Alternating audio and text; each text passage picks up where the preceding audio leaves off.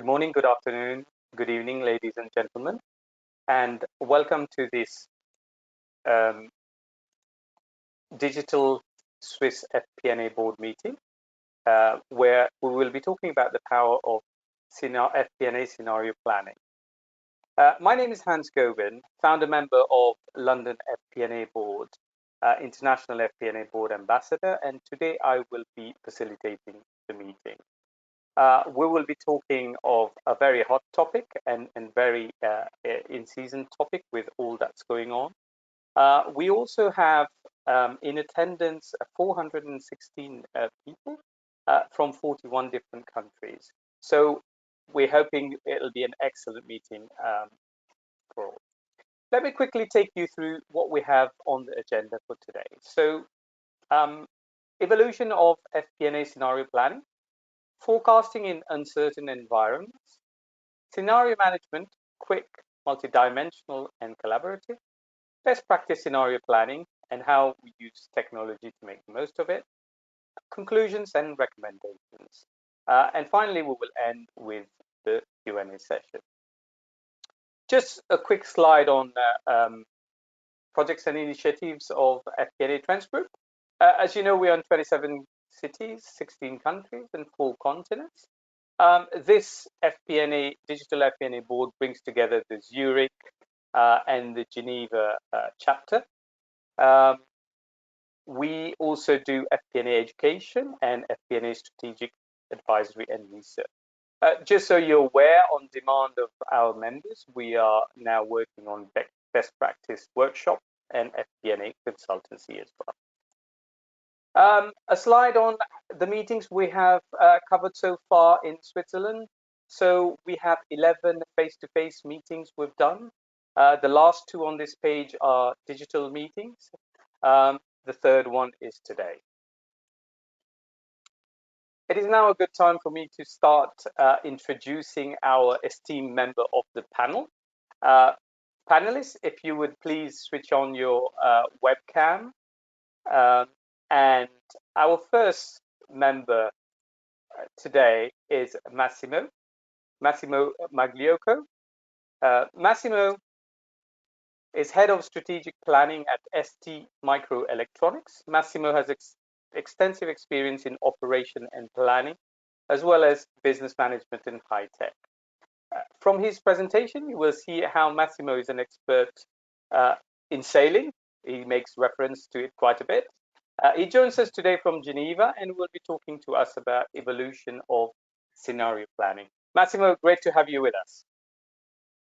Thank you, Hans. Hello, everybody. Thank you. Our second speaker today is Remco Bouwer, who is VP Finance at Shell Upstream. He's a seasoned finance leader with some 28 years of experience across Shell and Ernst & Young. In his current role, Remco is accountable for integrated performance management, strategic and operation plan for Shell's upstream business. He's a board member of the Amsterdam FP&A Board and joins us from Rotterdam and will today be talking to us about scenario planning in uncertain times. Remco, very welcome. Thank you, Hans, and welcome to everyone. Thank you very much. Our third speaker for the day is Christina D'Alessio. Christina is Senior Finance Director, Global Vision FP&A COE at Johnson & Johnson. Experienced finance leader with some 20 years of experience ranging across multiple countries and multiple markets, from FMCG, pharmaceutical, and medical devices. Strong background in financial analytics across multiple disciplines, including FP&A, supply chain, and commercial finance. She joins us from Zug in Switzerland today and will be talking to us through scenario management within her organization. Christina, you're very welcome. Glad to have you with us. Hi, thank you. Happy to be here. And our final speaker for the day is Dennis Christoph Nahn, who's managing consultant at Hobart and Partners in Zurich. Dennis' work has taken him to various clients in different industries in the topics of planning, reporting, and forecasting. On a frequent basis, he also publishes articles about the mentioned topics and writes journals. Currently is working a lot on predictive analytics. Dennis joins us from Geneva and will today share his insight into best practice scenario planning and the use of technology. Dennis, great to have you with us today. Dennis, you're on mute, by the way. Yeah, thanks for having me. Hello, everybody. Thank you very much. We have a great panelist today from Switzerland and Amsterdam. We look forward to their insightful presentation very shortly. Thank you, members. If you would please switch off your webcam and go on mute, and then we will carry on with the presentation. What is the Digital FP&A Board? So it's a 90 minutes webinar. There is 4 polling questions where esteemed member of the webinar, the attendees, please give us your point of view on the questions being asked. We have an interactive Q&A session. You have a chat box which is open, so you can ask question. Please direct it to the members of the panel as from now or after each presentation, and all the way through until we close the meeting. We will answer some of them in the call, but we will try and answer all of it via email anyway. You can connect to our speakers directly via LinkedIn. Please do so. The handouts are available for you to download right now. The recording and the presentation will be available after the meeting. More importantly, at the end of the session, there is a feedback. So please, once I close the meeting, you will get the feedback form. So please fill that on for us and give us your feedback. A quick thank you to our technology sponsor today, who is CCH Tagetik. As we all know, one of the global software providers for FP&A and for consolidation, with more than 1,000 customers worldwide, very much present in Switzerland, where we're talking with customers like Trorsky, Nissan, Migros, and others. Thank you, CCH Tagetik. My first introductory slide is on the uncertainty cone. Really quick one, talking about the predictability span and where traditional planning goes outside of the window because we can't use it anymore. The further you go in the time of horizon, the less likely you are to use the traditional planning tool. This is where scenario planning comes into play. A quick introduction to the maturity model. You guys would have seen that this is form part of the FP&A board. Just to share with you quickly there, moving on from a save as scenario planning to an impact scenario, which is what we are going to talk about quite a lot today, where the tool is flexible, it is driver place planning, impact of each scenario is managed. So scenario management is key. It has to be collaborative and it has to be integrated throughout the organization. My last slide just takes you through the 9 steps of the FP&A Analytical Transformation. So how do we get there? The analytical culture, very, very important. Data quality is the other key aspect. Collaboration, you have to have a drive-based model with key drivers in it. It has to be on a system.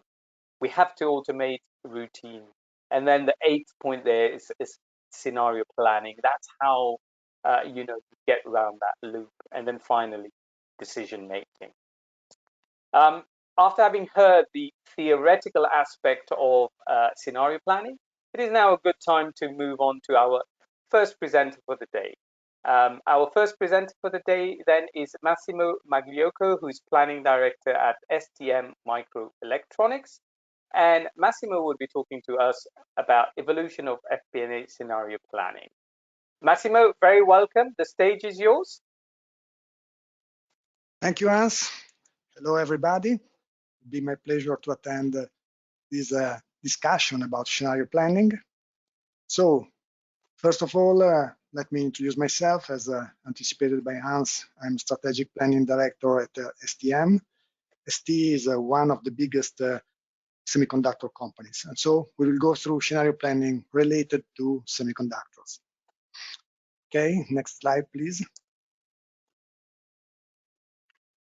We will start with this sentence, this quote from about sailing, because to me, sailing is really an excellent example where scenario planning is applied. And if you, for example, have followed the Vendée Globe regatta in these days, you will have noticed that each of the participants has driven his strategy based on some scenario that he has defined up front. So the sentence is that the good seaman weathers the storm he cannot avoid, and avoids the storm he cannot weather. And this introduces us to the topic. So, but let's go now more into the details with the next slide. Here, the key question that I put myself and I put to all of you is, why scenario planning, which is around since a while? Let's say in 1985, Peter Walk from Royal Dutch Shell Oil has introduced really in a disruptive way the idea of scenario planning. So it's quite a long time since then. So why is not yet fully adopted by all companies? And I see at least 3 lines of reasons which are related to culture, to the complexity of the topic, and to the fact that at the end the scenario are not for free. Just a word about complexity. The first time we introduced scenario planning in ST was in 2012. At the time, ST was going to evaluating if closing the joint venture we had with Ericsson on components for mobile phones. And when the top management started considering this option, they asked us to elaborate different scenario about that. What we first realized in that was that we could not really tackle only the business involved, but we would have to consider multivariable problems. It is also making some clear hypotheses and different hypotheses about the other business at the same time. So this is the complexity we are including at this point. But let's go a little bit more into the details with the next slide. And we refer now to the pandemic that, let's say, has caught all by surprise this year in 2020, sorry. And what is interesting to notice is that the various market analysts at the time were forecasting for what the semiconductor business was concerned, very different scenarios, but all the scenarios is considering V-shape, U-shape, double dip, whatever. But the point was that in most of the cases, the idea was that semiconductor would have suffered a reduction in between 5 to 15%, for example, according to IHS. Then what happened? Along the 2020, we discovered, especially in the second half, that for semiconductor, it was not at all a bad year. Actually, the semiconductor business has improved during 2020. It's even booming in some specific sectors, such the mobile phones and wireless communication, driven by the work from home and by all the side effect of the pandemic. But this was not at all the idea when we started in February or March. So with the next slide, we can identify some of the key elements. So to elaborate this scenario, because we needed to, first of all, address the risk assessment. That is, understand exactly which are the risks and opportunities related to the business we are in. As much as possible, trying to avoid to be bias driven, because this is exactly what happened in February, March. Everybody was in the mood that the market would have anyway dropped. And so it was really hard in this moment to choose a scenario which would see an increase in the business, as it actually happened. So let's go, for example, to the next slide to have a more detailed example related to semiconductor and to understand why scenario planning is so important. If we look at some of the key drivers of semiconductor, we have the 5G introduction, we have the electrical vehicle, and in both cases, we have a very strong ramp up in the next coming years. If we consider, for example, Tesla, we see that in 2020 they reached 500,000 cars produced, which is really and sold, which is really a record, having started from zero. But then now, what's next is really difficult to predict, because the span of the evolution of the forecast is really uncertain. It can be really continuous booming, but with a value which is difficult to predict. So, all in all, if we go to some wrap up of this concept of scenario planning with the next slide, here are the main takeaways that I would like to share with you. The first one is really that the analysis, the business intelligence is the key of the scenario planning, meaning that this is where you really have to make the most of the effort. The other key point is that you needed to elaborate alternative futures, which means that scenario planning is not only a tool to take decision in the short term, meaning a sort of decision tree tool, but it's rather something related to the possibility to cope with different scenarios in the future, which is quite different. And the scenario narrative is another key ingredient, because once more, when we introduced the scenario in 2012, sorry, one of the key ingredient was to give to the various scenario a clear naming that our top management could remember. And so I remember we introduced one ultra low case scenario that was really the very worst one, that somehow caught the attention of the management, because it was driving the attention on these specific cases, and the naming was important. And finally, besides the need of predictive models, it's important to understand a key aspect, which is that the scenario planning is not something that is for free. In a way or in another, you will have to invest in order to make this scenario planning activity meaningful. You have to invest as a minimum in the resources to elaborate proper scenarios, but in most cases, you have to invest also in CapEx. For example, in the semiconductor, you will have to introduce additional equipment in your production line in order to be able to cope with different product mix following the evolution of the business related to the various scenarios. Or you have to qualify different foundries or different fabs in order, once more, to add flexibility to your production line. All in all, I think these are the 5 takeaways that I would like to share with you. And with these, I would like just to leave space to you for your question, and closing my presentation there. Thank you.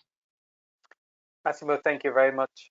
What an insightful presentation. I mean, 2 things I take away from this is, you know, despite the downturn and the prediction of the analysts, there was a lot of opportunities that you and your company were able to maximize on. And I think the key thing as well that's come out of it is be ready to invest, for me, is the key thing. So thank you very much for that. I would like to invite the other members of the panel to switch their cameras on, please. And we will go to Remco for his comments. Yeah, no, thanks, Massimo. Really great presentation. Obviously, I was very pleased seeing Shell being mentioned in that. That's always a good start. Now, I think what resonates is the fact that you have multiple scenarios that you really need to use and leverage to manage through the uncertainty. And I'll come back to that in my own presentation as well. But that for me is the key thing there. And then I like your key takeaways that make them very practical. Thank you very much, Remco. Can we ask Christina for her comments, please? Christina? Yeah, I think, Massimo, one of the key points you made was around the, be ready to invest. I think as we move down this path of scenario management, we're going to need system enablement and resources who understand how to do this, and companies really need to be ready to put some resources behind that to make it most effective. Thank you, Christina. Dennis, can we have some comments from you, please? Yeah, thank you, Massimo, for the interesting presentation. For me, what was really fascinating is how long actually scenario planning is already existing. And I take actually two things away. One thing is you said nowadays demand is not that high, but I think this actually increases really a lot, the demand on scenario planning due to the uncertain times we live in. And I think that's why it is also the case that it is not free, obviously, but it is really, really worth it to basically invest in that to be ready for the future. Thank you very much, members of the panel. Very insightful comment indeed. I would like to now thank Massimo and everybody else. And if you could switch your webcam off, please, we will go to our audience. Having now learned from Massimo and our other presenters, it's now a good time to ask our audience for participation and their insight into what their company is doing. So I'm now going to launch my first polling question of the day, which is how would you describe your current FP&A process in your organization? So FP&A scenario planning process. The first is A, non-existent. The B is very traditional, best, worst case, average case. Long, a few scenarios which are time-consuming and not multidimensional. And finally, state-of-the-art, our scenario planning is real-time and multidimensional. If you can please vote, I will give it another 10 seconds. We've got 50% voted. So reminder again, non-existent, very traditional.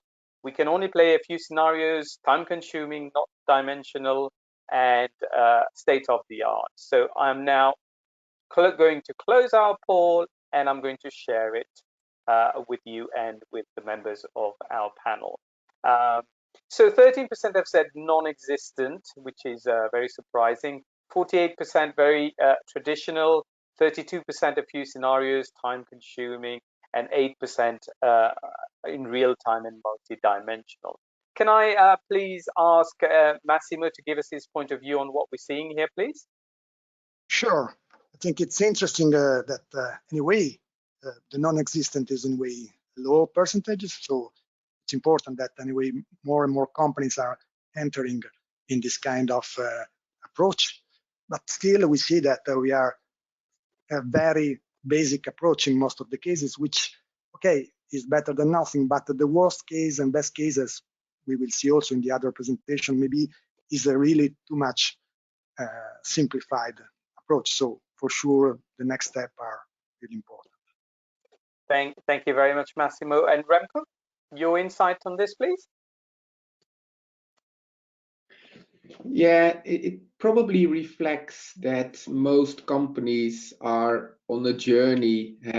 Maybe 10 years ago, it was less important. The world is changing quickly. It becomes more and more important, but you don't switch these things on and off overnight. So seeing that probably the majority is in the traditional at the moment doesn't really surprise me. It's more the question, okay, how do you move along the scale and how do you move more to real time? Yeah, thank you, Remco, and absolutely that sort of resonates. And I think you know, the fact that we've gone through this disruption over the last year and carries on has meant that a lot of probably people move from non-existent to very traditional.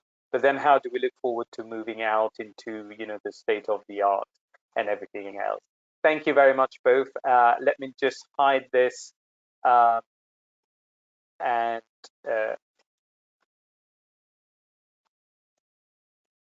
we now move on to our next presentation. So in times of uncertainties, how does someone or an organization carry out scenario planning? Let's hear from our expert from Shell, who obviously Massimo mentioned having been the founder of scenario planning, as to how they are now planning their scenarios.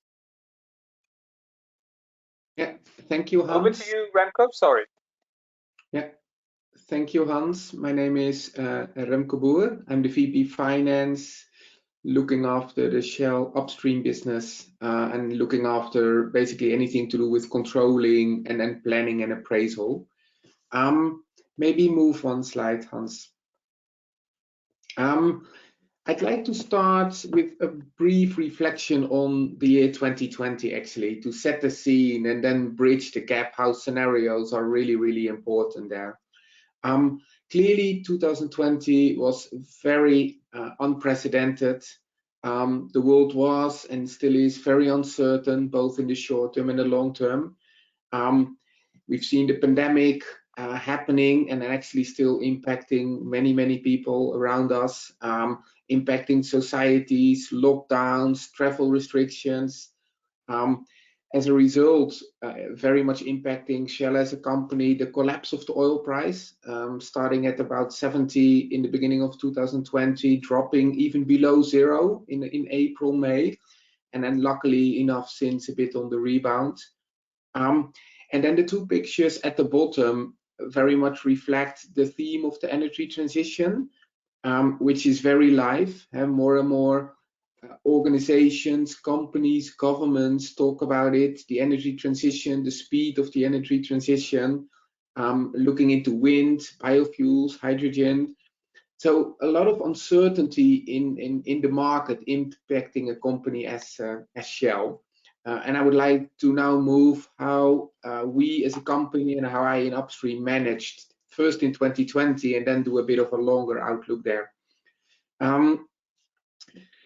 So yeah, what did I do in 2020 actually to manage through? Some similarities with what Massimo already mentioned as well is clearly working with different scenarios. The ones you see here, working with the short, sharp, the V-shaped recession, the deeper and longer case scenario. Clearly those two outlooks have a very different profile for the demand for oil and gas, energy, oil prices. And really, when the crisis hit us, I don't think anyone really knew how long or how deep the crisis would be. What that meant was that I worked very much with different scenarios, call them here the base case, a likely worst case, and a worst case. To some extent already coming through in the polling question as well. Clearly, if you just look at a single scenario, that doesn't really work. Equally, looking at a simple worst case will also not get you there. And so I worked very much with likely worst cases to make decisions on. How did I do that? Very much collaboration between finance and the business at all levels of the organization, to be honest. Collecting data often through Excel, I must admit. So in that sense, probably a bit old-fashioned. And then clearly, if you aggregate up the data and when you look at it at the group level or upstream level, there is a lot of judgment involved there. I did work with some predictive analytics tools in preparing different scenarios, but yeah, when oil prices suddenly drop below zero, to be honest, all the analytics models out there quickly are out of the window. They become very much less reliable. Those updates then resulted in weekly cadence updates, actually, on risks, financial outlooks for the next few years. Clearly, in a company as Shell, and I guess many companies out there where projects are long-term, you cannot limit yourself to the first year only. So very important to look ahead a bit longer than only the current year. And then the, if you like, outcome of how I work with the scenarios resulted in various cash preservation measures taking based on the potential outcomes through those scenarios. It could either be we've stopped projects, we've deferred projects, and we've taken very significant measures to cut cost, basically. All of which actually came through quite loud and clear in the results announcement earlier today, so very timely there. If I then move to the bit more longer term, and maybe move on slide, Hans. So that took me through 2020. But Shell is a long-term company, so how do I look at it if I have a bit longer time horizon? That was already mentioned. Shell is known for their scenarios, which are really descriptions of future potential landscapes. So what could happen? Clearly, at some stage, there is a belief that the world will move away from coal and oil and gas, but when will that actually happen and how fast will that happen? And there are a lot of uncertainties there. So what we do as a company is really work through and model different scenarios that can pan out, very much dependent on the speed by which the energy transition could unfold. And what that then allows us and me in Upstream to do is really thereafter just model out those scenarios. And you can start modeling margins, free cash flows, and that then drives how you allocate capital, both across the different businesses, but also within the particular business. The other thing is that it allows me to do is very much keep an eye out of the uncertainties. Even if you've got your scenarios right, there are always uncertainties, risks. So what are the top risks that really warrant, if you like, senior management attention? And that's a very important outcome of that. And a lot of that scenario modeling I use the planning systems, and that's a very much by now automated process within the company. So let's move on slide, because that explained how we do it at the group level and how I feed in, but I specifically look after Upstream. So Upstream is where we basically explore to find oil and then extract it out of the ground, both the oil and the gas. And similarly there, the energy transition poses obviously very significant questions. The role Upstream has is often to fund the future transition. We're a highly cash generating business. But given the uncertainty, I need to manage flexibility that is required in the portfolio. How quick could the transition unfold? Where do I want to invest in and where do I not want to invest in? So I very much work with scenarios and capital allocation based on how different projects would actually rank in the portfolio. And you can think of all kind of measures, payback or return profiles, or where you want exposure to sit. And those different scenarios I model out for different projects and different set of projects. Clearly in a company as Shell, where there is, for instance, also subsurface uncertainty, you don't really know how much oil and gas is actually in the ground until you start producing. And so it's very important to work with different scenarios, even at project levels, to make very sensible project decisions. And also very much important to identify so-called inflection points. And when do you need to make decisions? When do you double down or not? So very much embedded in the decision making for that matter. Let me finish off with the last slide, and really my key takeaway and the thought I want to leave with you is actually very simple. The world is very uncertain. Change is constant. Those of you who think that they can really predict next year, the year after, I mean, you only need to look what's happening at the moment to find out that actually it becomes harder and harder, and the world moves on faster and faster. And so I'm a real big believer that companies do need to use scenarios to really try through, in my case, the energy transition. But I guess it applies to any company. If you want to thrive in the future, you need to be able to work with scenarios and quickly adapt and then use that in your decision making. So that was my presentation. Back to you, Hans. Remco, thank you very much. It's great to hear what the leaders are doing. It's great to hear what the founders are doing. And for me, it's how you play scenarios at very different level of the company as well, which is very, very insightful. I think your closing statement is fantastic because it talks about, if you, the world is forever uncertain. If you don't keep up with it, you will be left behind. So thank you very much for that.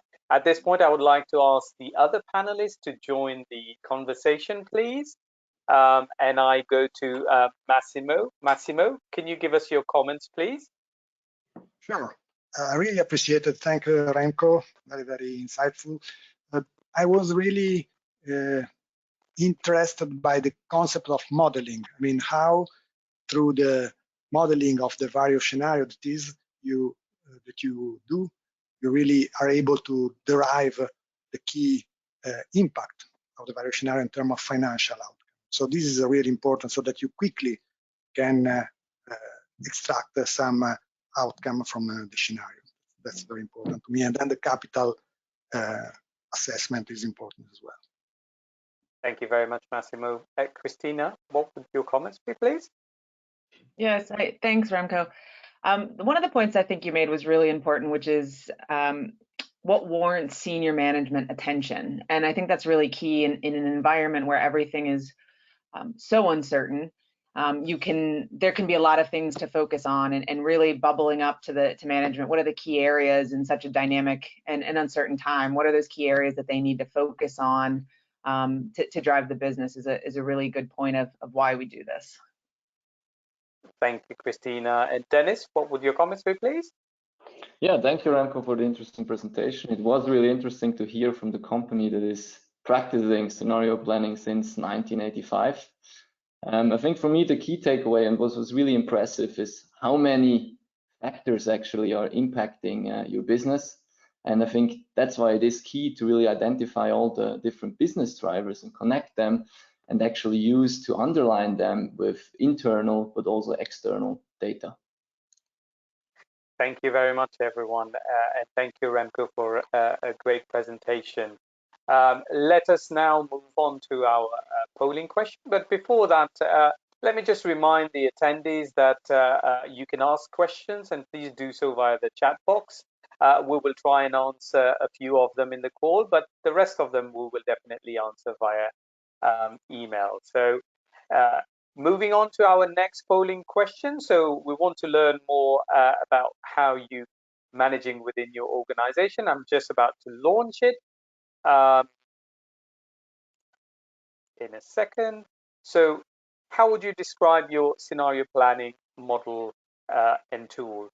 Non-existent, Excel, not driver-based, Excel, but driver-based, dedicated planning tool, not driver-based, dedicated planning tool, driver-based, and state-of-the-art. If you can vote, please, we will give yourself another 10 seconds to vote.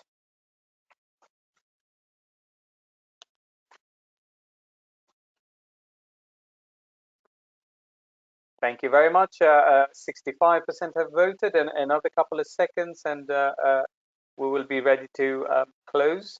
I'm about to close the poll right now, and let me share the results with you. So 5% said non-existent. 34% said Excel, but not driver-based. 47% said Excel and driver-based. 10% only said dedicated planning system. However, this was not driver-based, and only 4% said dedicated planning system and driver-based model. Can I ask Remco to give us his comments on what he's seeing, please? Yes, happy to. Yeah, I guess a little bit, in honesty, a similar reflection that I shared earlier, that it is a journey, and hence companies will be in different places. And even if I look a bit across Shell, there are places where it is still largely Excel, but also there are places where, for instance, a system like Anaplan is significantly used and really driving all of that.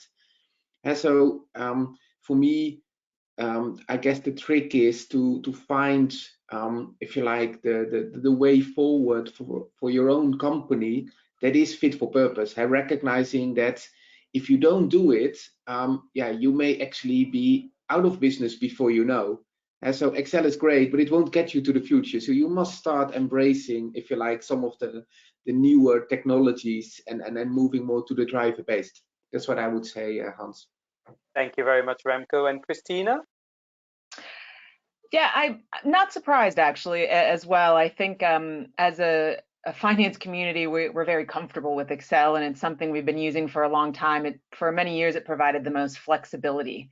and being able to kind of adapt it to your own organization and models, and moving away from that to a planning system is going to take time, I think, as Remco mentioned, and I think where people are headed, but it's about investing the time and resources to get there. Thank you very much, both of you. Yes, so I would very much echo that. I think the key thing is we need to get away from Excel and get into a dedicated planning tool. But obviously, there's a lot of factors that are barriers to moving there. So thank you very much, both, and let us now move on.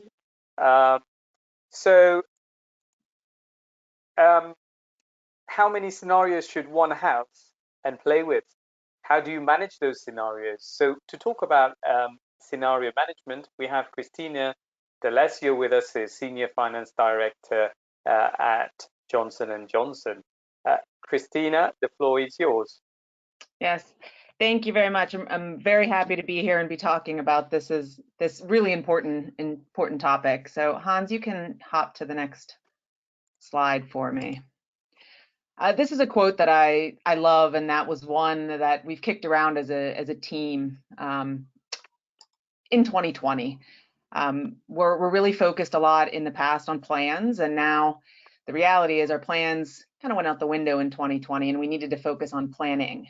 And so this was something that we took to heart as an organization for us. As I think we probably, and many of us on the call, were pretty confident with our plans heading into 2020, and then with COVID hitting, obviously, all things went out the window and we had to adapt pretty quickly. Hans, you can go ahead to the next slide. So if we start with scenario management we're talking about, and I think you've heard this a few times throughout, a driver-based range of outcomes and strategic options in real time. And that's what we're really all driving towards, and the focus that we'd like to have as organizations. And how does this differ from what we've done in the past?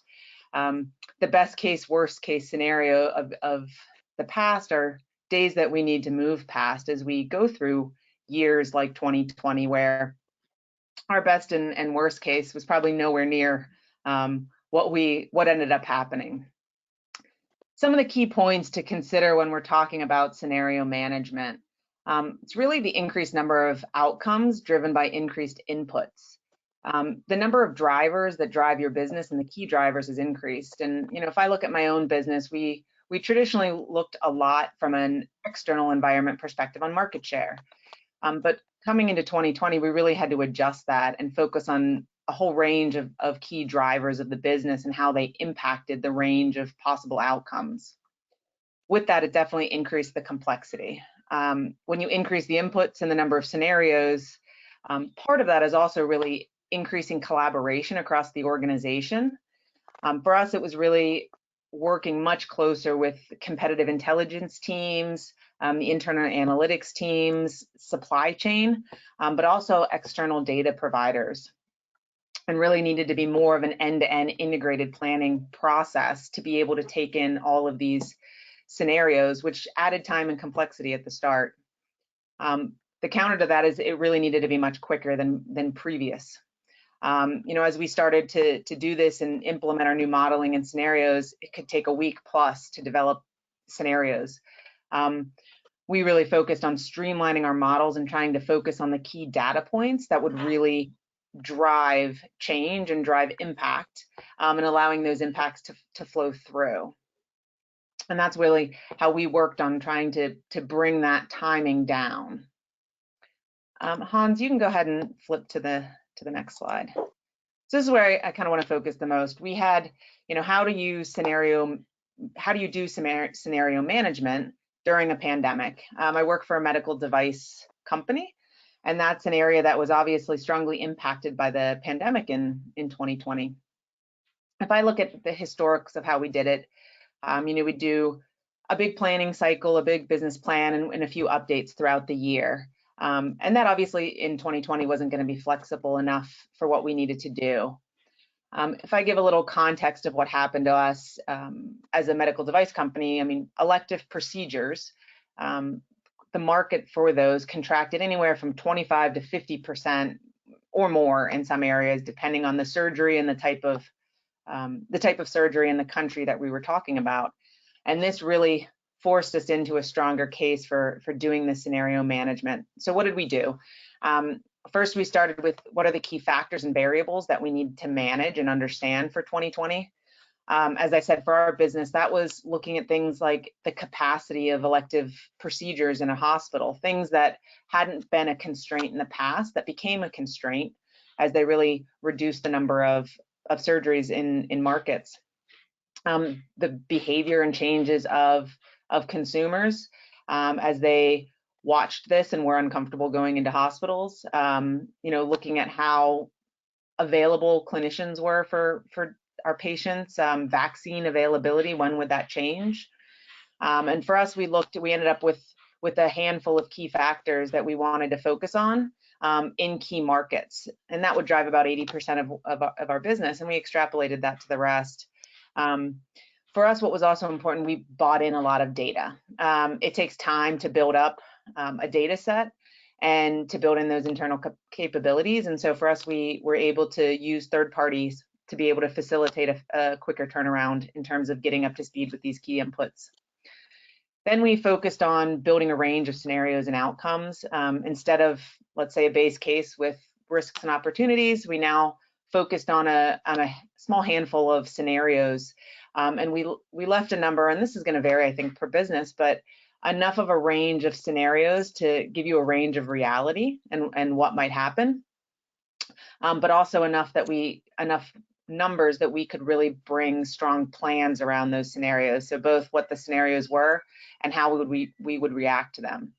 And some of those items that we focused on in terms of how would we react is, how does this impact supply chain? How much are we producing and when? And giving them the ability to build their plans on how they would flux production volumes. How about in commercial investment? When and how far out are we going to commit to spend? I think Remco talked about this, the capital spending and cash planning. Those are all items that, we provided ranges of scenarios for so that we could plan. And last, we update on a regular basis how things came in. And so, we started doing monthly rolling modeling and reviews and looking at it more often than that. But, I looked at it as a continuous cycle. So each new data point came in and practice against which scenario, of the range that we were tracking towards. And as the year went on, those ranges got more and more clear as to where we were heading. Obviously, best in class is real time, and with models, that's where we're all looking to go. And I think Dennis is going to talk about that a little bit in the next presentation, which is great. I think as a company myself as well, we're in the middle of a transition from Excel to planning models as well, which will continue to increase the capabilities and the speed for which we can do this. But overall, focusing on doing this way, we really saw large benefits of being able to reduce our cycle times in the scenario management, and we're really able to bring faster strategic decisions because we had already worked them out in advance. So we knew how to, what we needed to do and when based on trigger points. And for us, it was really allowing this integrated end-to-end planning across the various businesses that allowed us to do that. We can go to the next slide. And just a couple key takeaways, for me coming out of, or I would say these are my key learnings coming out of 2020 of what we learned and heading into 2021 and beyond. But it's really focusing on the key drivers that will significantly impact the outcomes. We always say that 80-20 rule, what's really going to drive impact into the business, whether that's internal or external factors. Having multiple scenarios that you really have plans against too, which increases your flexibility and your speed in management, and really having that alignment with your, let's say, your leadership team, your board, on what those scenarios look like, so you can make real-time decisions as you go. So I think those were, for me, the really key learnings that I took, and as we moved into scenario management, what was really key for us as an organization. So Hans, I'll turn it back over to you. Thanks. Thank you, Christina. Thank you very much. I think from your presentation, my sort of key takeaway was how important data is, how important competitive intelligence and external data is, and how you brought that into your scenario planning. And again, the over and over, I think we keep seeing that it has to be driver-based multiple scenario planning. So from your key learning, their alignment as well. So thank you very much for that. I would like to invite the other panelists to join us now and give us their comments, please. So Massimo, if you would kindly, please. Sure. Thanks, Christina. Excellent. Very, very interesting. I really appreciated your referencing to the third party for business intelligence. To me, business intelligence is one of the key factors to elaborate scenarios. So the importance is to grab as many information as possible. So third party is for sure one of the source that is good to activate. Thank you very much, Massimo. Can I go to Remco now, please? Yes, thanks, Christina. Really great presentation. The bit that stands out for me is actually on this last slide as well, that in the end, this result in the strategic choices. In a way, your scenarios are strategic options which you play around with to make decisions, to navigate you into the future. And again, that for me is the key point, because that then actually allows you to make those choices. And so you can either look at it as, to some extent, sometimes even a daunting process, estimating those and then coming up with them. But the problem is, if you don't do that, you're not able to make those very, very important strategic decisions that you need to make as a company. Thank you very much, Remco. And Dennis, what would you like to add, please? Yeah, thank you very much, Christina, for those interesting insights. For me, again, there are two really good points to take away. I mean, one point that I found really, really interesting is how you needed to react really quickly now during the crisis. And you did, right, with maybe not a really high-level technological solution, but you still reacted. And in the meantime, you basically work on another tool, so you actually get this time through the short-term solution to work on your long-term solution. I think that's a really good strategy. And another point that really went into my eye is that basically that you really need to make sure that everybody understands the same of a scenario, right? That you make sure that everybody defines it the same way. Dennis, thank you very much. Members of the panelists, thank you very much for the comment. And Christina, thank you very much for an excellent presentation. Let us now go to the polling question and learn from the esteemed members as to how long their scenario planning takes to do. What is the process? So I'm just about to launch it right now. So how long does your scenario planning process take? Scenarios are run in real time. Scenarios are run in less than 1 a day. C, scenarios normally take a week to run. D, we can run scenarios, but it is time consuming. E, finally, we are unable to run any scenarios. If you'd like to vote, please. Just a reminder again, scenarios are run in real time. Scenarios are run in less than 1 a day. Scenarios normally take a week to run. We can run it, but it's very time consuming, and we are unable to run scenarios.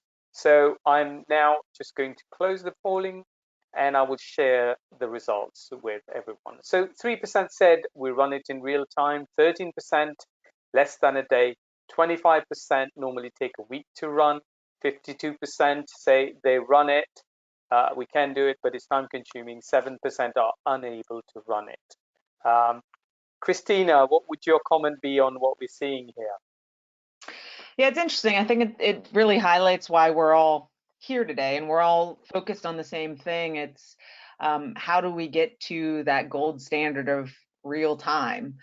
Because that is where we'll need to go over the next few years as the environment gets, regardless of COVID, the environment gets more and more dynamic and change is more of a fast-paced change. And so we'll need to be more agile and more flexible. And I think this shows that, why we're all here today. We're not there yet, but we're all striving for the same thing. Thank you very much, Christina. Dennis, can I invite you to give us your comment on what we're seeing here, please? Yeah, I think this again reflects what we basically saw in the other polls as well. And I really liked what Remco said. It's a journey, right? And I think a lot of companies nowadays, they understand we need to run scenarios, especially now with COVID and all the other uncertainty. But they still need a lot of time to do that. And I think the future is definitely to get to scenarios faster. Absolutely. Thank you very much, both. I think what we're seeing here is amazing in that most of us can run scenarios. I think as you both mentioned, where we need to head to is that we can run it in real time, and it takes less than a day. So there's still a bit of work to do, but I think we're all getting there. And over the last years, that has opened our eyes in terms of where we need to go to be able to react. So thank you both. I'm now going to hide this, and we will move on to our next presentation, which is about, so what is the best practice in terms of scenario planning? How can we use technology to enhance the whole process? And to talk about this, we've got Dennis Christoph Nan, who's managing consultant at Hovarth and Partners. Dennis, you're very welcome. The floor is yours. Yeah, thanks for introducing me, Hans. I'm really happy to be here because it is a topic that really is making me busy at times. So really happy to talk about that. And I would like to start it with a quote of Aristoteles Onassis on the next slide. And actually, Aristotle Onassis was a Greek shipping magnate, and he was really famous for his business, and I guess also for his marriage to Jackie Kennedy. And he basically, one of the stories of his is basically how he made really large profits by making contracts with big oil companies just right before the spot price actually fell. And that shows that he had some instinct or some knowledge that the other party didn't really have, and that's how he made his profits.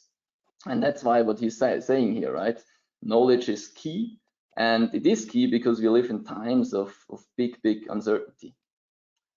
And on the next slide, I just want to quickly go through, I'll mention some points here, or highlight some points, but I don't want to talk a lot about that since we've heard it already, and I rather will focus on the solutions. So next to the uncertainty, obviously there is also high flexibility and quick reaction to changes that we need. We need some transparency, and we also have, because of that, we have basically then increased demand on finance functions. So the management level is actually relying on those information to make their decisions. And now obviously the question is, how do we solve that? And what's the solution for that? And as you all can guess, it's scenario planning. Please, Hans, go to the next slide. But it's not only scenario planning, it is also basically based on an integrated and automated forecast, because that's basically key, that you have a starting point. And from that starting point, if you have a business driver model, you can basically easily see, okay, where does this actually impact my business and where does it get me? And with the automated forecast, basically you have the option to really do that real time. And for example, if you take a restaurant, right? Let's take a restaurant, it's in February, first cases of COVID are actually confirmed. The restaurant obviously is panicking, right? And thinks, okay, what should I basically do now? And then obviously, if they would have a solution like that, they could run some simulation or simulate some scenarios. You know, they could think, if we lose 25% of clients, if you lose 50%, or if you need to close it all and lose 100% of clients. So where do we actually get there from EBIT-wise, cost-wise, revenue-wise? And this then helps actually to make the decision, okay, how many people can I still use and it can still work for me? And how many people do I need to let go for this time? And I think that's obviously key, but obviously this whole real time, we saw it just in the polls, right? It is the best case. And I think, yeah, we saw not a lot of companies are there yet. They're still following like the traditional process and also are not there yet from a technological point of view. But that's why I also brought my example today, which actually was a project we did. It was back in 2016, where we basically implemented scenario modeling for a huge reinsurance company. And what we did there, they were still basically following this traditional financial planning process, you know, like it takes maybe from April until November until they come up with a plan. And we said that doesn't matter. We still can actually implement scenario modeling by then actually using scenarios for top-down planning or using scenarios for regulatory requirements reporting. In that case, for reinsurance, it was risk and solvency assessment. And then, but on top of that, we said, okay, on top of that, we also need ad hoc scenarios so that ever if something turns up, we can run a scenario and simulate a scenario where it will get us. And I think that's really key. So we did that whole process there, and that's why I brought it with me to show you basically all how it's also possible to use it with a traditional planning process. And it's still really up-to-date project, even though it's some years ago, but it's still one of the lighthouse projects, and I still really like it to show it because it was really, really interesting how we did it there. Maybe let's go to the next slide, and let's maybe start from scratch, right? So where do we start with scenarios? First, obviously, we need to define the scenarios, and that's normally a combination of use cases. Obviously, a reinsurance has quite a lot of use cases. I could think of natural catastrophes or any impact on financial market, or basically also pandemics, you know, and then basically you take those use cases. On the other side, you also have to take into account management actions. So which kind of measures is management actually doing against those use cases? And then basically with the combination of those, you come to a scenarios or to different scenarios that you can then compare to a base case. And then obviously in the next step, it's all about figuring out, so what's the financial impact of those scenarios? And that's what we're going to look like in the next slide. So yeah, where do we actually start, right? So as mentioned before, so the use cases are actually defining where we have to look at. And then we start, as mentioned, from a base case, which is in the best case, the latest and the automated forecast. And then basically in the project, we said, okay, let's identify all the different business drivers so that we in the end can have a business driver model that really guides us through from the impacts. And there, obviously, we have internal factors, but also external factors. And then, as mentioned before, we also need to take into account that we have some measures. So we also need to make sure we consider that for the financial impact. And then in the end, we get to the financial impact of scenarios. Let me give you a quick example on that. So basically, when the project was, it was just shortly after that, the 23rd of June, where it was actually the Brexit vote. So obviously this has an impact, had an impact on the reinsurance company. And then we could basically say one of the business drivers that is going to have an impact is the decrease of the value of UK government bonds. And we said, okay, so where does this bring us in terms of EBIT? And then we said, okay, management action could be that they basically sell those government bonds. And this is also something we took into account. And then in the end, we came to the financial impact of a vote yes to Brexit. And in the end, so this is, as mentioned on top there, it's just a simplified view, because after having calculated the financial impact, actually we need to see where does this bring us in the different accounting valuations as US GAAP or Swiss GAAP. This is also something to consider before actually booking it. And obviously, as you can think, this is a lot to take in, right? It is a huge tool there. So we have quite some requirements also that we need to fulfill in order to come to such a simulation tool. And that's what I'm going to present on the next slide. So yeah, I just pointed out 5 different requirements that we have, that we actually can have such a simulation tool. The first one is definitely we need some kind of standard process so that we have basically really a scenario model definition that is always the same. Doesn't matter who is actually defining the scenarios. We need a consistent data model. In a huge company, you have different kind of business units. They come all together, but they all use like different names for basically the same data. You need to bring that to one. And another point, we've heard it also several times, is obviously real time, because otherwise you can't really calculate scenarios immediately. And then a fourth point is definitely the correlation of those business drivers. You basically need to make sure that you have calculated a mathematical correlation between the business drivers to make sure what is actually the impact having an influence on my EBIT. And then at the end, you also need obviously reporting, so the business users can actually navigate through the scenarios and also can show something to management reporting. And luckily, nowadays we have really a lot of possibilities in technology, and they can all fulfill those requirements. I'm going to really show them high level on the next slide because I don't have so much time. But obviously, if you are interested, always feel free to reach out, and I can show you to all these topics, demo cases, or more information. Let's start with a framework. So the tool basically then had a framework that actually brought an automated workflow so that every user was brought through the tool and was defining the scenario the exact same way. And then the second part, there is the consistent underlying data model, where it was really, really important to make sure that everybody is basically using the same data. And that was actually a huge effort to bring the data all together. But in the end, it was really, really important.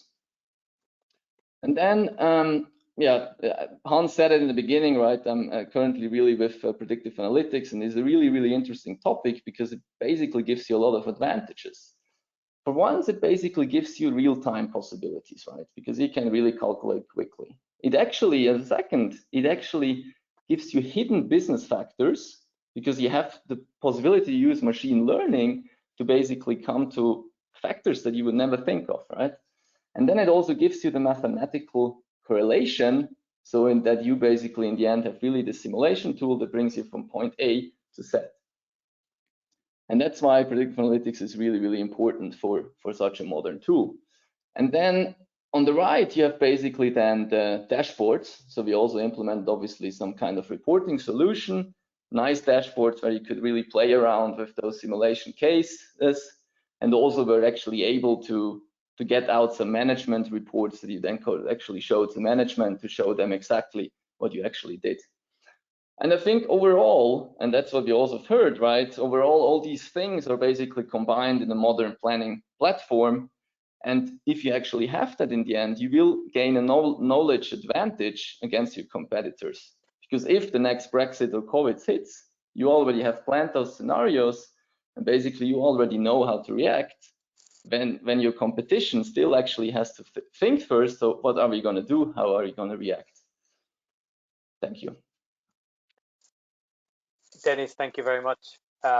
What a great way of showcasing how you put together a scenario planning process.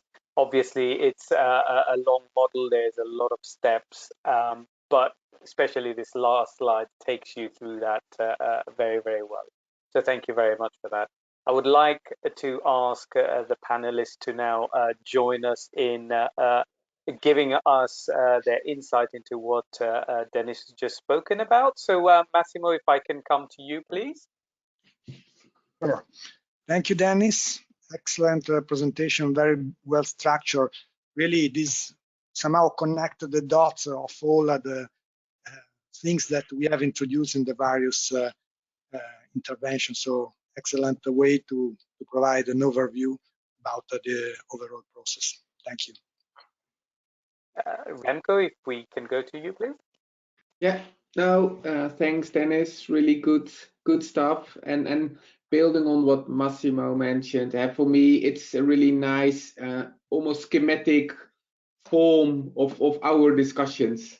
It brings it together nicely, and it illustrates, and we've talked about it being a journey a few times now, but it illustrates that you need quite a few building blocks to be successful in that journey.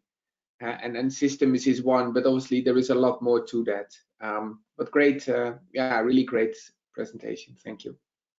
Thank you, Remco. Christina? Yeah, thank you, Dennis. I can echo a very similar. It's I think where we're all shooting for, and you know, the areas that stick out to me always are the real time, which is I think what we're all trying to get to, but also you talk about kind of these, you know, user friendly and interactive, and that's really going to be key as we can try to roll this out into larger organizations. Thank you very much, Dennis, for the presentation, and thank you very much, members of the panelists, for the insightful comments in there.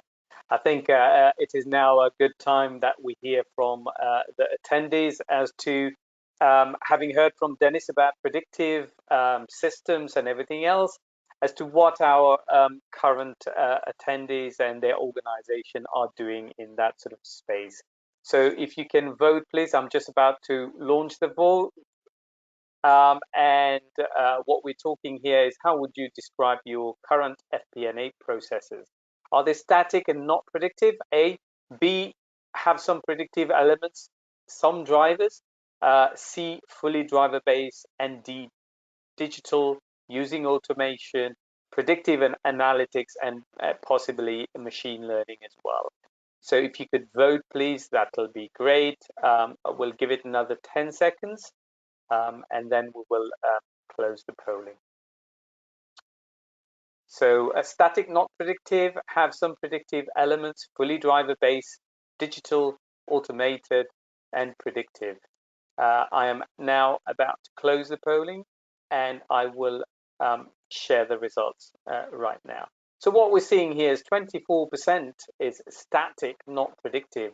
64% have got some elements of predictive, so some drivers.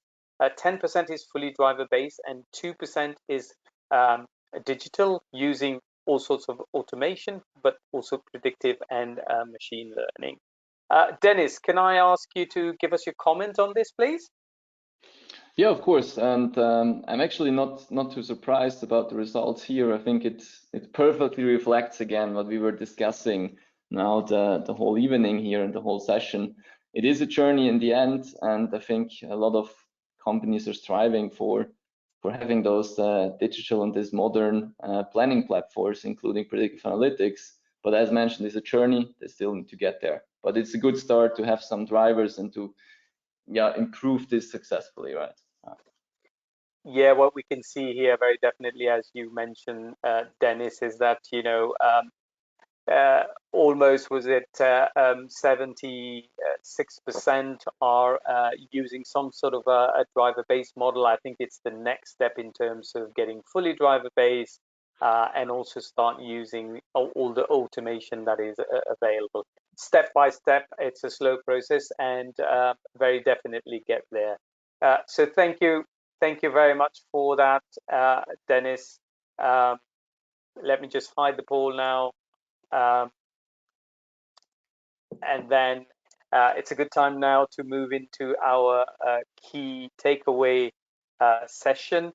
So I would like to invite the panelists to come on the webcam if you haven't already, and then we will go through key takeaways for the session. So Massimo, what would you say is your key takeaway from this scenario planning session?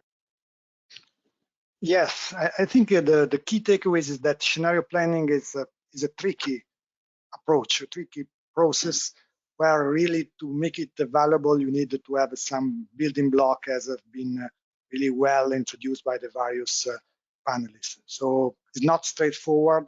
You have to go through some specific building block on business intelligence, on predictive analytics. So these are really some key steps that you have to go through. Thank you very much, Massimo. And Remco, can we have your key takeaway, please? Yes. So a bit of confirmation, I guess, of what I mentioned earlier as well, in terms of the fact that change is constant, the world is moving, and this is, I think, a really great opportunity for all of us finance professionals to really make that step forward, I would say. And even the last polling question, I actually thought was really encouraging to see that like 64% or so does use predictive analytics.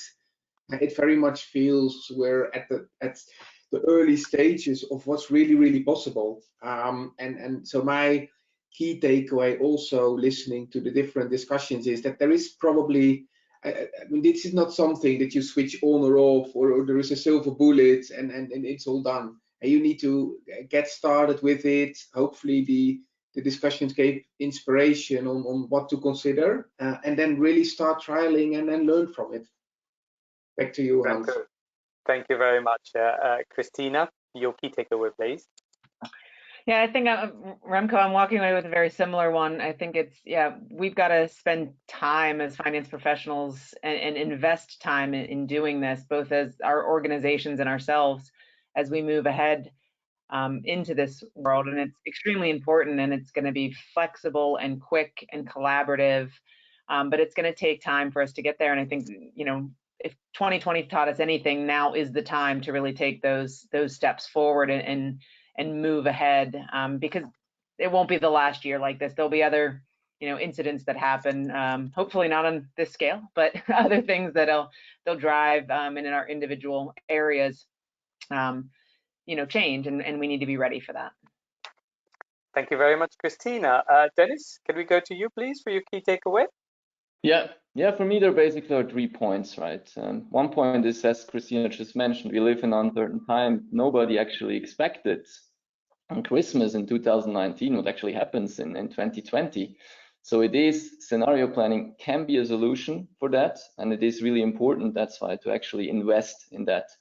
It is not for free, it will cost some money, but it is worth it. And second point, I think it is important because we live in great times, right? We have a lot new possibilities through technology, digitalization, and we should basically use that.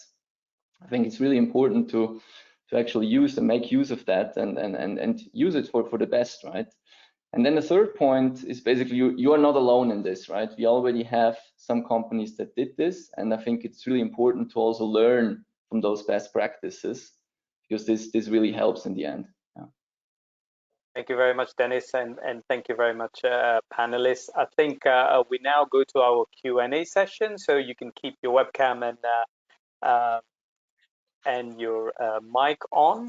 And again, we're going to go in the same sort of order that we went through. So, Massimo, the first question is to you, and it goes like this: what are the top 3 key factors that made your scenario planning effort successful? So we're talking data, technology, people.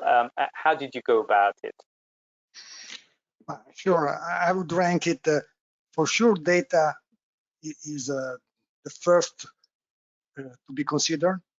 You have to have a consistent set of data, possibly layer data, meaning not really a single layer, but with the risk and opportunities clearly identified. So the data is one of the key elements. And related to this, the second element, which is strictly related, is the business analysis, because somehow, in order to have reliable data, you need to have a very good business analysis and insight to do that. And once more, the third, even more related to that, is about the bias. I mean, you need really to consider data in a really, as much as possible, objective way, and not really being driven by the mood of the moment, but trying to have a really, as much as possible, bias-free approach. So these, I think, are the key ingredients to build some meaningful and effective scenarios. Massimo, thank you very much for that insightful answer. If we move to Remco now, Remco, the question for you is twofold. First of all is, did the state-of-the-art scenario planning implementation, which you have been doing for a long time within Shell, investment in dedicated FP&A teams and team member in your cases? So tell us a little bit more about teams and investment in teams regarding scenario planning. And the second piece is, you talked about Excel quite a bit there. How did you guys still use Excel in terms of drawing up scenarios, or do you go straight to your system? Over to you, Ren. Yeah, those are good questions. Let me start with the first one in terms of teams working that. Clearly, in order to come up with a scenario in the first place, that is the outcome of many people collaborating across the Shell group, and also engaging, if you like, with governments, all kind of external bodies, etc., to try and get a sense for how, if you like, the world could unfold, and that requires obviously a lot of investment in different teams, strategy teams, and basically expert groups looking out into demand models for, could either be refineries or electric vehicles, etc. So that definitely requires an investment, and that part to come up with a good scenario is really led by strategy in the first place. Then in terms of modeling that out to use in scenario planning, in outcomes, in decision making, etc. Yes, we have dedicated FP&A teams doing that. And those are highly skilled people with experience who can sensibly do that, provide input, and also then actually tell the story behind the data. Simply looking at numbers is only one side of the coin, I would say. And so the teams we're trying to build, and then the people in my own team, and they often have a combination of very strong business partnering skills, storytelling skills, but also quite a number are, if you like, data analytically driven. So hopefully that gives you a bit of flavor there. In terms of do we use Excel, do we use systems? The honest answer is that it's a little bit of a mixed bag. Shell is a large company with multiple businesses. Clearly, the scenarios I run at Upstream and at the group level, that very much uses systems to do that, and predictive tools and tools like Anaplan for that. If you go down into the organization, in individual countries, etc., there are also still Excel type of systems used for that. Back to you, Hans. Thank you very much, Remco. Thank you for highlighting how you go about doing these and obviously answering our question. Thank you very much. Our next question is to Christina. Christina, you spoke very much about buying data, external data. And the question is, what data did you actually buy? How operational changes being implemented to enable data to be captured for ongoing scenarios? So does that mean you repeatedly buy the data? And finally, once you've identified all these different scenarios, how do you maintain them? Do you drop some of them? Do you carry on with some of them? Or do you move along with 3 or 4 that you've identified? Yeah, sure. I'll start with the data piece, and I would say we have a mix. There was some kind of one-time buys, to set a baseline that we could work off of, and then we have internal capabilities that to be able to manipulate and use that data, and kind of carry it forward, I would say. And there's other streams that we bought that will be continual streams of data that are areas that you're not going to have access to internally, or you're not going to be able to build on your own. And so I would say it's definitely a mix for us. As many companies, you're looking at developing your database and your data sets. But for us to be able to move quickly in the short term on some of the factors that we hadn't looked before, it was definitely more. It was faster for us to go and to buy that data as a starting point to work off of. So I'd say that's kind of where we are with the data piece. From the scenario piece, I would say we started with more, and I would say over time, I was focused in particular on the 2020 and how COVID was impacting us. As we got more and more data, we kind of focused in on a smaller group. I would say at the beginning, let's say of end of Q1, beginning of Q2, we had a wide range of scenarios because I don't think anyone knew where this was going to go. And so we had to expand it pretty quickly from A to Z to try to get a wide range of what would happen. But as we got a better sense of what was going on, we brought those numbers down, and the ranges that we were looking for got much more focused as we started to understand what was going on. And I think from an ongoing process perspective, we would keep a small number, maybe 3 to 5 scenarios active, because those are the ones I think you can, at the current state of where we are in scenario management, those are the ones we could actively manage in the right way and have outcomes for. I think beyond that, we're not there yet where we could be able to manage more than that and have the right strategic options coming out of those scenarios. Christina, thank you very much, and you made a real good case for, if you go into or beyond the 3 to 5 that you currently have, then you've got to have the resource and everything else to manage it. But also it's the likeliness of all of that happening. If they're not, then you will drop them anyway. So if things change, like Remco, oil prices, etc., have gone back up, and one scenario was really hitting oil prices really hard, then potentially that sort of scenario drops off. So thank you very much for that.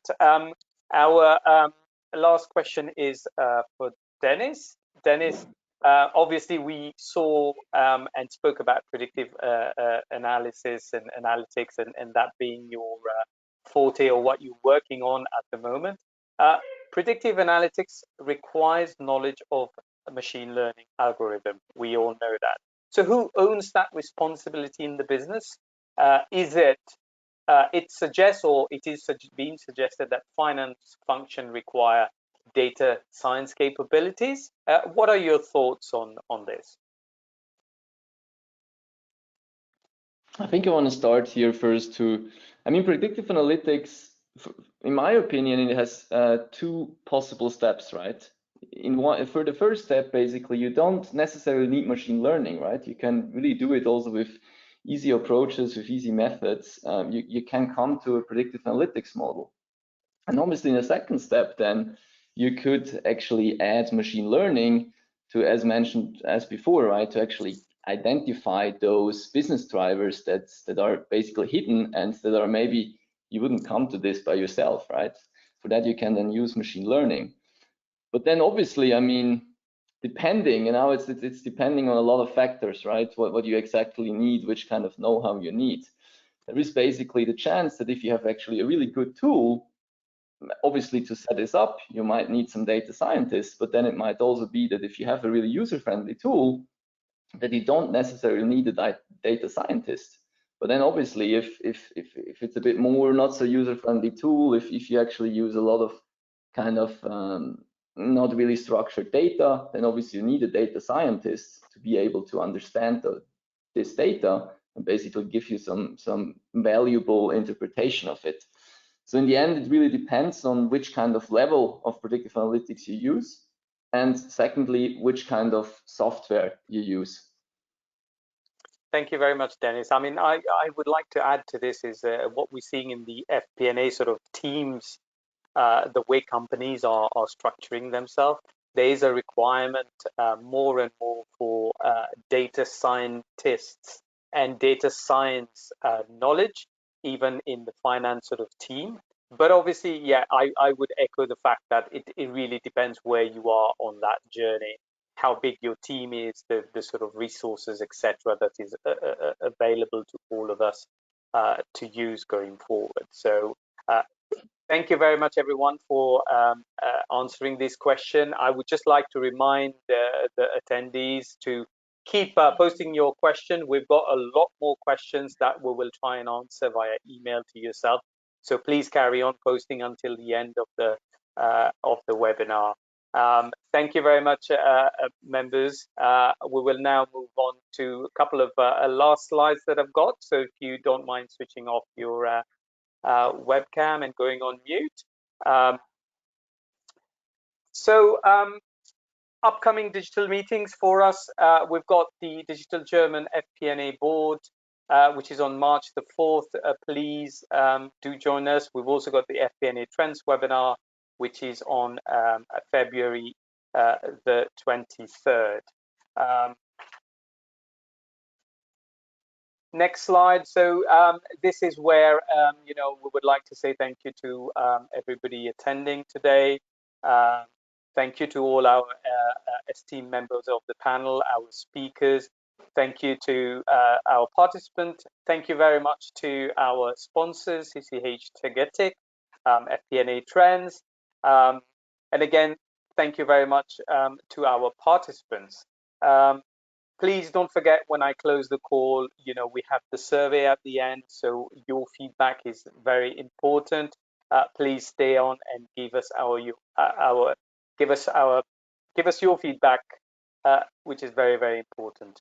At this point in time, I would like to conclude the meeting. Thank you very much for attending. Have a good afternoon, good evening, and good night, everyone.